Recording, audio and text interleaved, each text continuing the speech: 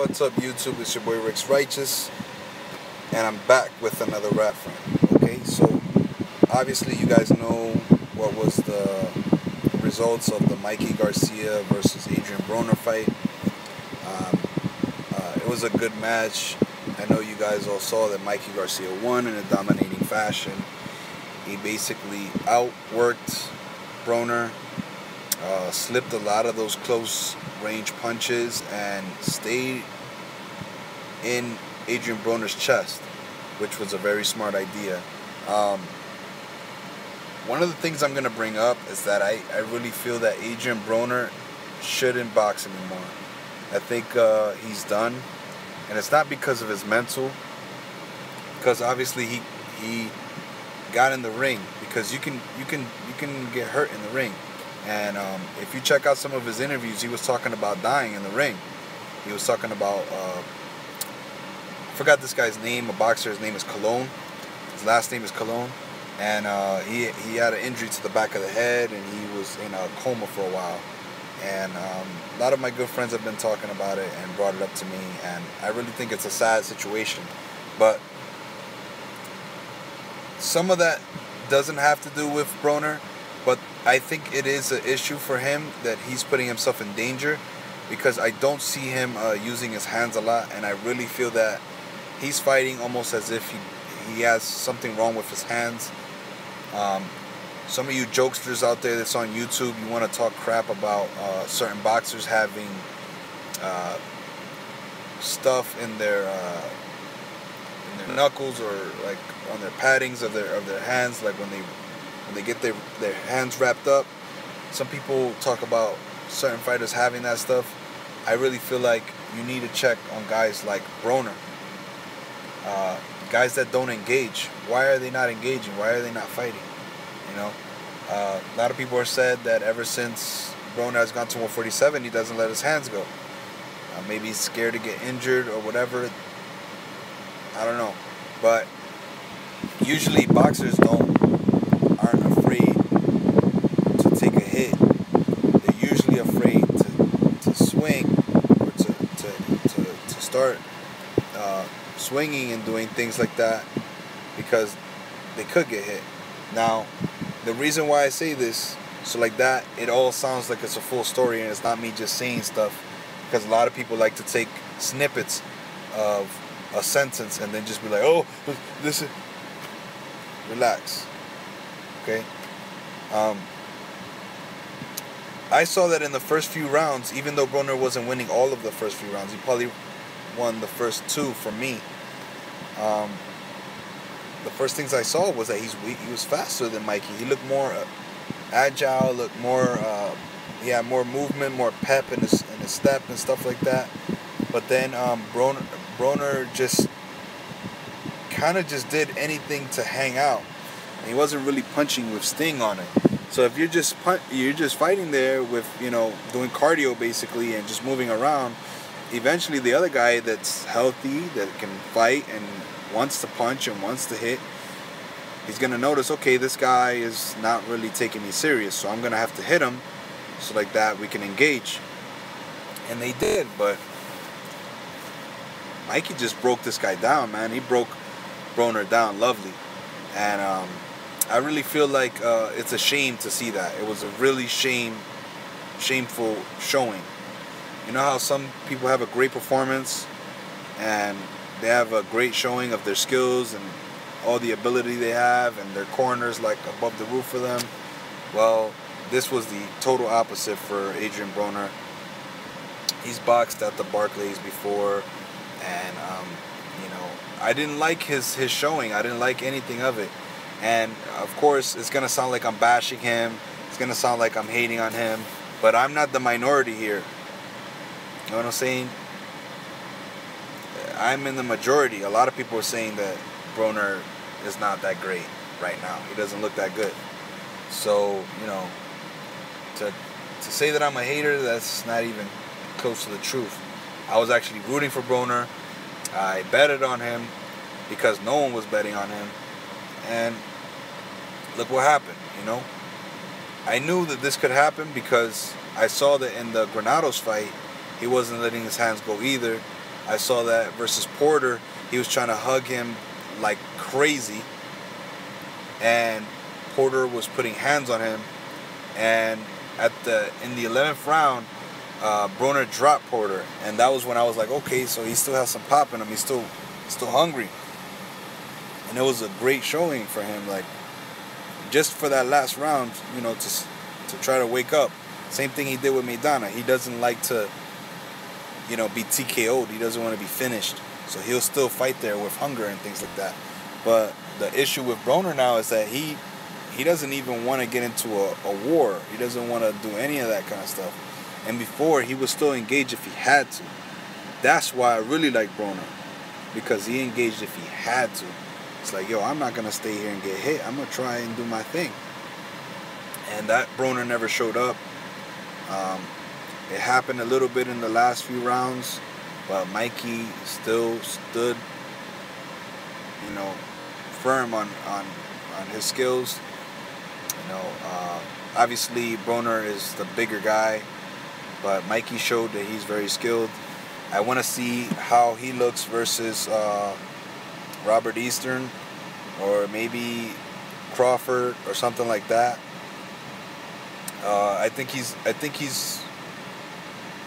the real deal. I really feel like he's the real deal. I don't know about pound for pound, but I think he would give Crawford some trouble. And since he doesn't switch and rely on all this other stuff, I think he can do a lot. And one thing I like about him is what I like about most fighters. I like when a fighter has a lot of different things in their arsenal, that they go to the body, that they, you know, slip punches and they still try to stay in the fight and not back off completely or just lose a round for no reason. Like, I don't like that. So, you know, that was one thing I did like about Mikey. Like I said, this was a coming out party for Mikey. I never had seen Mikey in a big fight. I've only seen fights after they were already done, and I saw one live when he knocked some guy out really quick. So for me, I thought it was really cool to see that Mikey can go to the body.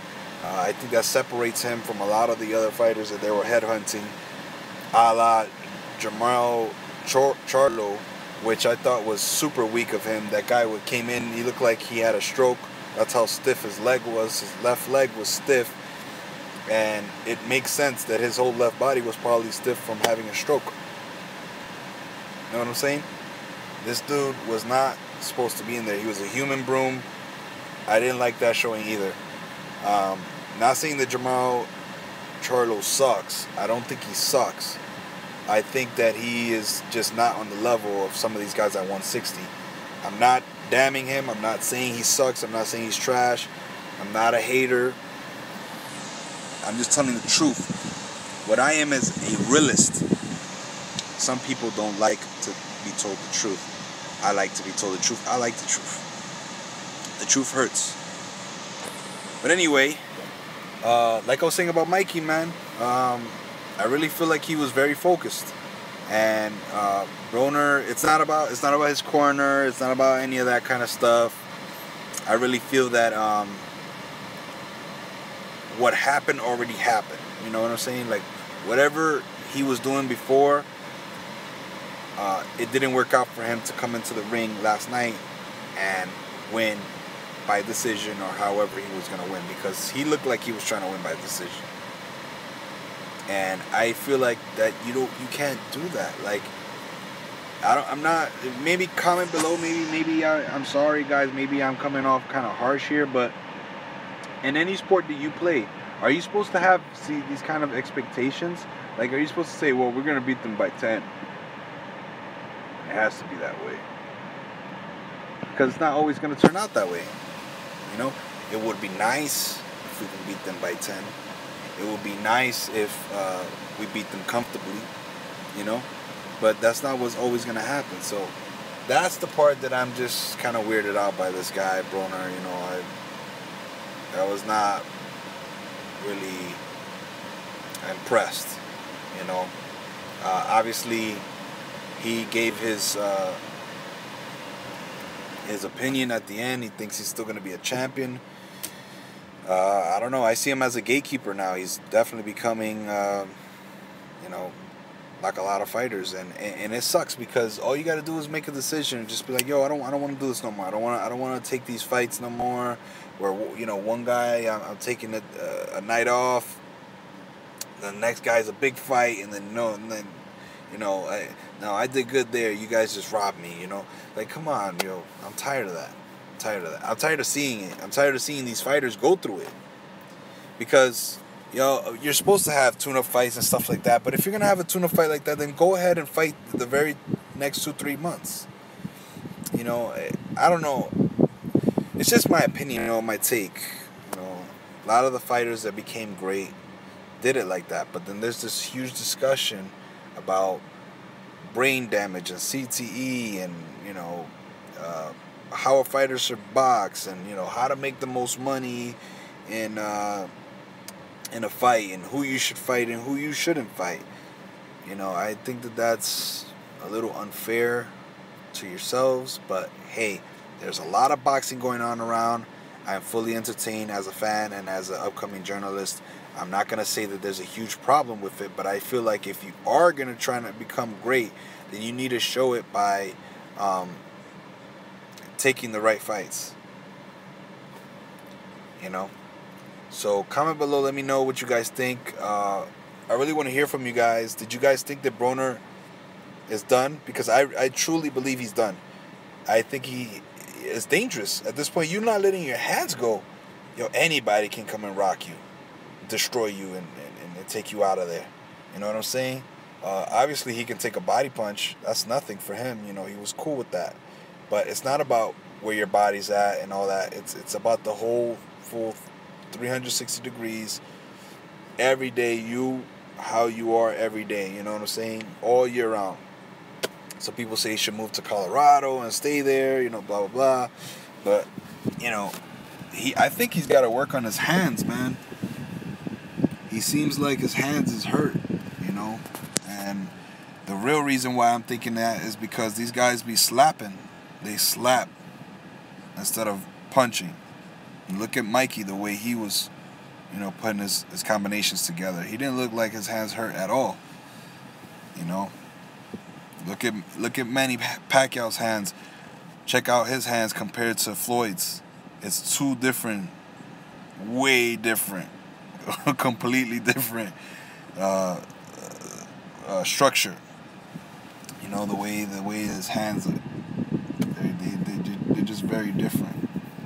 Some people like to point out different things, and sometimes it could just come down to the hands. Like, can your hand take that kind of punishment? Does it embrace it? Do you know how to make your hand stronger? Because you can make your hand stronger too. Or are you just gonna, fight and try to make your combinations look nice? Like I said, I'm not a boxer, guys. I'm not an expert. But that's just what comes off to me when I see these guys. I'm still coming up, still trying to learn from everybody. So I'm trying to keep an open mind. That's why I say for you guys to comment and stuff like that. We can research things together. Obviously, I'm going to be interviewing boxers so they can tell me as well. But this is my opinion from what I've heard, from how I see these guys fight, is that they slap instead of punch precisely. If you're not going to punch precisely, then don't punch at all. Because you're gonna injure your hand.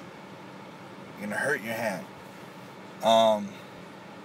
Last thing I want to say is when Mikey put his hands down like that, man, that looked so bad for Broner's corner. Ooh, that looked so bad. Oh man, I could feel it. I could feel it right through the TV. Oof, that looked so bad, man. It's crazy, man. It's crazy. Mikey had him right where he wanted him to. It was a good fight. Good fight. Like I said before, guys, I'm not impressed by Jermell Charlo. I saw that. Check out Eli Setback, ES News. He had a video with Andrade waiting outside of the changing room for, or I should say, it was like a changing room, some kind of room for Jermell Charlo, his locker room or whatever, with all his team and everything. They came out and he sized them up. Andrade's like, "What, man? What's good?" And Jermell Charlo's like, "What?" And then they start going back and forth, and then it's like, why are we always talking?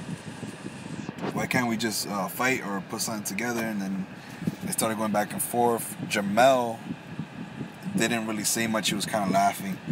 But supposedly Jamal doesn't really talk much to Andrade. So I found that interesting. I think that it's also interesting that that a fight between him and Jacobs would be good. But I don't want to be on the hate train of Charlo. I want to be on the let's see what happens train, you know, because I don't know what this guy has when it comes to capability of fighting at the elite level. He didn't show me much fighting this human broom that this guy was. I didn't know who he was. I didn't expect much from him. So I just wanted to see the fight. I didn't know if he was going to lose. Anybody can lose at any time. But when he came out, I noticed right away his leg looked really weird and it was really tight. And I just staring at it. I stopped looking at Jamal, I'm sorry. I stopped looking at him. So I was just looking at this guy's leg like that. How's this guy's engaging? He was basically fighting like a bull with one leg. It was weird. He kept putting his head down and going towards the Jamal and then, you know, going at him. And I thought that was really weak of Jamal, like not to figure out that something was wrong with this dude. And he was like in a twilight zone. It was like, oh my God, now everybody's noticing that this guy's injured. But you gotta embarrass him. And then number two, he should have went to the body. He should have never headhunted. He should have never headhunted at all. Yes, go to the head, of course, but go to the body, man. If you want to knock a dude out that you know he's injured, he's not in the right place, wherever he might be, just go to the body. He's not going to hit you. You're way faster than him. Jamal was way faster than him. So I thought that was weird. And then the Big Baby Miller fight, I didn't see him versus Washington. But I saw that he rocked him. I know he knocked him out. And I want to see what's up with that guy. Is he going to fight Deontay Wilder? What's happening? I usually on point with a lot of the stuff under heavyweight. But I like heavyweight, you know. That's one of my favorite divisions as well. It's just that sometimes there's not enough there. And to me, it's boring. A lot of guys don't want to fight there. So it bores the hell out of me. So that's it. I know that there's talk of Anthony Joshua versus Vladimir Klitschko coming to Vegas. Eubanks coming to Vegas to work out at the TMT gym. A lot of things going on for boxing. It's still changing, still things happening. There's talk of Sean Porter being on the undercard for Mayweather versus McGregor. That's it. I'm not going to really touch on the Mayweather-McGregor fight. I might say a few things, and I'll tell you what I really, truly believe and how I'm going to take this as a fight, but I'm still letting it play out. I saw the All Access. It was great. It was, you know, like another like, it was like another commercial for the fight, showing all the stuff that happened in the post conferences, or I should say press conferences. But anyway, guys, I hope you guys are enjoying your weekend wherever you're at. I hope you're enjoying your summer. Like, comment, subscribe, share. Let me know what you guys think. And I'm out. Peace out.